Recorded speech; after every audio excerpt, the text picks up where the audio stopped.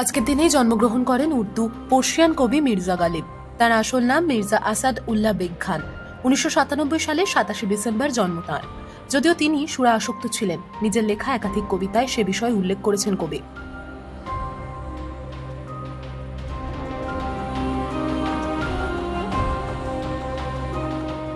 ভারতের ইতিহাসে আজকের দিনটি খুবই গুরুত্বপূর্ণ। আজকের দিনেই সর্বপ্রথম জাতীয় সঙ্গীত গাওয়া হয়েছিল। 1911 সালের 27 ডিসেম্বর কলকাতায় একটি অধিবেশন বসেছিল কংগ্রেসের। ওই অধিবেশনে সর্বপ্রথম এই সঙ্গীত গাওয়া হয়েছিল।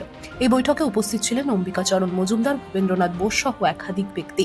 তাদের সামনেই জাতীয় সঙ্গীত গাওয়া হয়।